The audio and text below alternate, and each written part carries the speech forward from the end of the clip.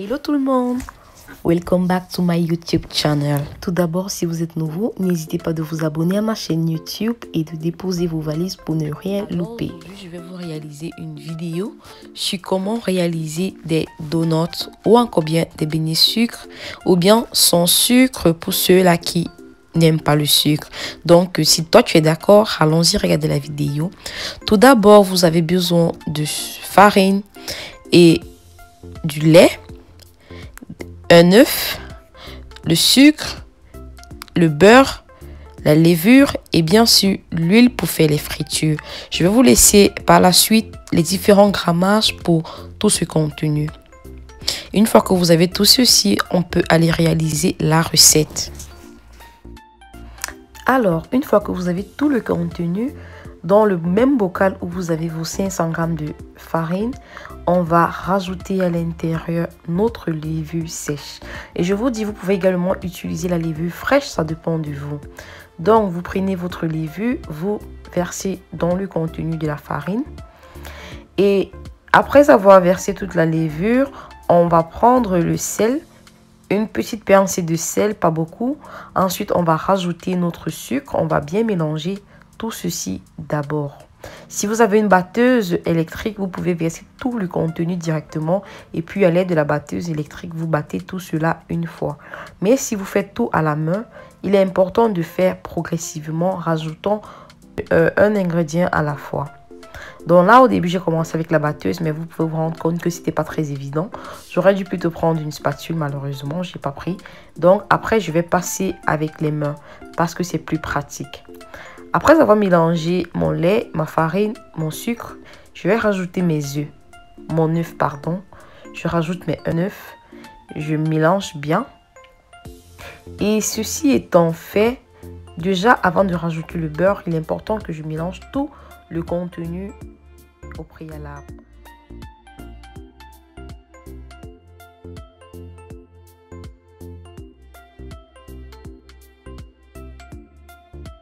Maintenant, je peux rajouter mon beurre et ensuite je continue à mélanger. En mélangeant tout ceci, je me rassure d'avoir une pâte très homogène, non collante. Là, dans le bocal, j'avais 500 g de farine, mais à côté, j'ai réservé 100 g de farine pour au cas où. Donc, ne vous inquiétez pas, si votre mélange est très collant, vous pouvez rajouter encore un peu de farine. Parce que la quantité, le grammage du contenu que je vous ai donné, c'est valable également pour 600 g de farine.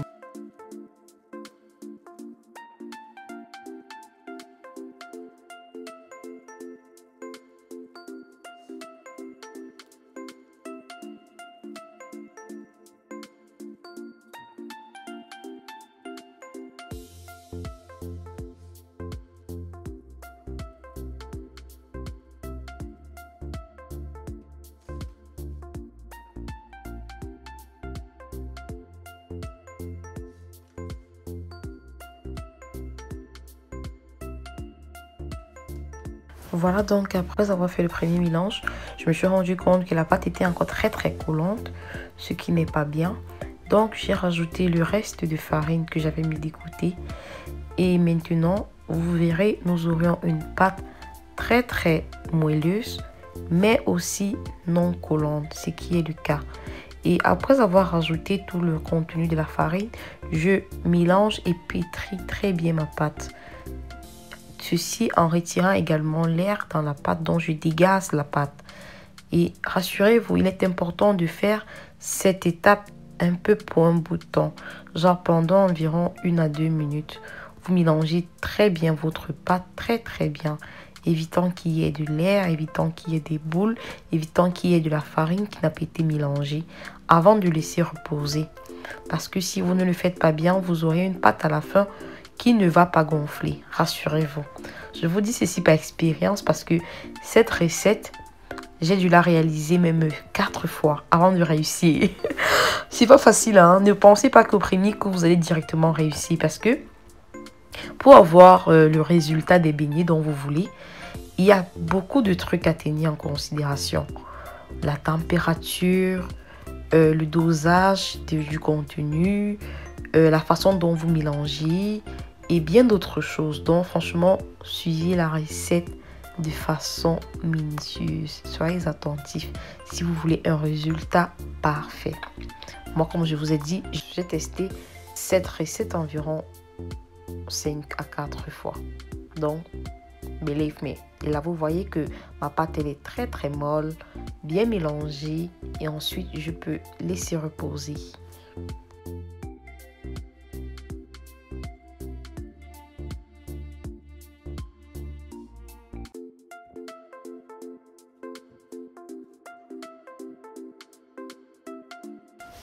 Maintenant, après avoir bien mélangé la pâte, je vais la recouvrir soit d'un papier film ou bien d'un papier aluminium parce que ça doit être totalement recouvert, privé d'air.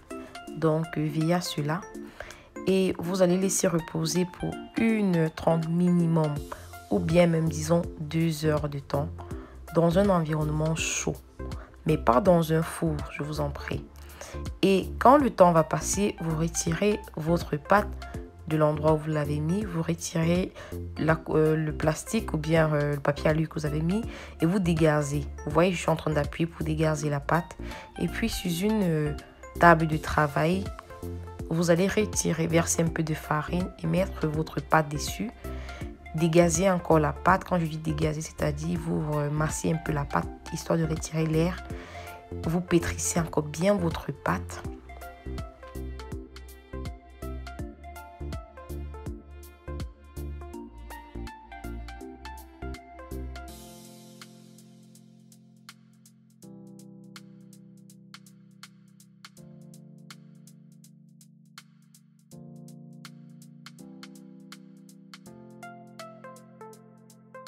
Voilà, une fois que vous avez bien pétri la pâte, vous la découpez en plus petits morceaux à l'aide d'un couteau ou bien bref, ce que vous voulez.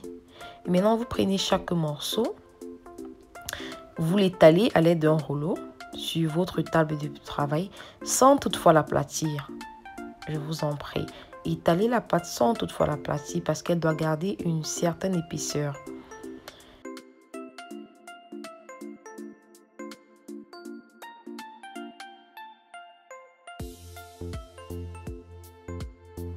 Après l'avoir étalé, maintenant vous prenez un objet, ça peut être un verre, ça peut être un truc qui est rond, n'importe quoi.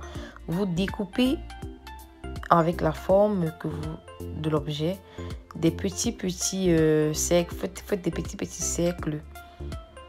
Et ensuite vous prenez ces cercles-là, vous les mettez des côtés, soit sur un papier de four, soit sur la table à côté.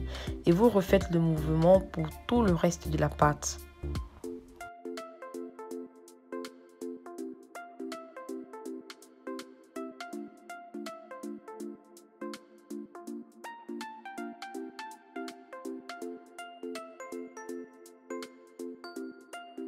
Maintenant, moi là, je suis en train de faire des beignets sans trou au milieu. Parce que vous savez, les donuts, en fait, en réalité, ils ont des petits trous au milieu. Si vous voulez des donuts avec des trous au milieu, c'est très facile. Il suffit juste de créer ces trous à l'aide d'un autre objet. Alors moi, pour faire des cercles au milieu, j'ai utilisé une douille de crème. Et à l'aide de cette douille, j'ai fait des petits trous au milieu de ma pâte.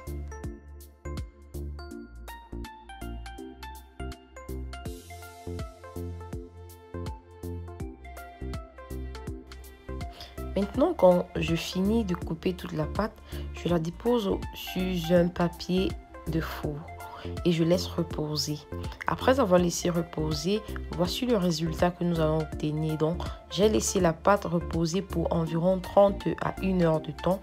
Ça dépend de vous, mais minimum 30 minutes. Maintenant, je peux passer à la friture. Donc, après avoir fait chauffer mon huile, l'huile doit être chaude, mais pas trop chaud, sinon les beignets vont brûler sans toutefois cuire à l'intérieur. Donc une fois que l'huile a chauffé, je réduis le feu et je rajoute mes beignets à l'intérieur. Vous voyez, les beignets vont commencer à dorer d'un côté. Et au fur et à mesure, je retourne les beignets pour faire cuire l'autre sens. Et c'est important de laisser cuire les beignets. C'est pourquoi la température du feu ne doit pas être trop élevée. Sinon, vos beignets auront tendance à brûler. Je vous en prie, respectez les températures. Là, vous voyez, nous avons une très belle coloration de beignets. Maintenant, ce que je fais, c'est je vais les retirer du four une fois qu'elles sont prêtes.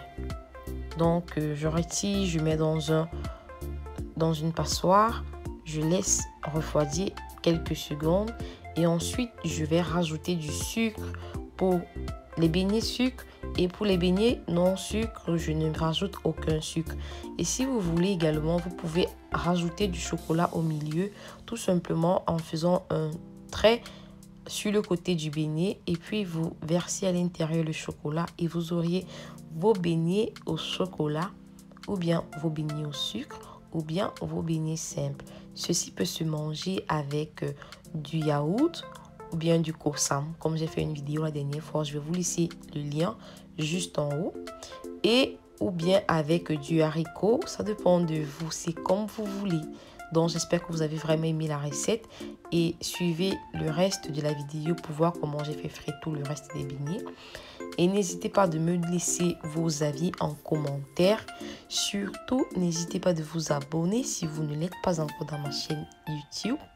Parce qu'ici, on parle beaucoup plus de gastro. Même si parfois, je change un peu avec des sujets intéressants. Mais c'est plus de la gastro. Et aussi, partagez la vidéo pour aider quelqu'un. Merci, j'espère que vous avez vraiment aimé cette recette de beignets. Et sachez que elle n'est pas si facile à réaliser que ça quand on ne tient pas compte de toutes les mesures. Mais elle n'est également pas impossible de réaliser. Si moi j'ai pu le faire, pourquoi pas vous? Donc, bon appétit, enjoy your meal et rendez-vous pour un prochain Ella's Daily Life. Je vais vous partager une autre recette, peut-être de beignets ou bien un contenu autre. Donc, restez scotchés. Bisous, bye bye.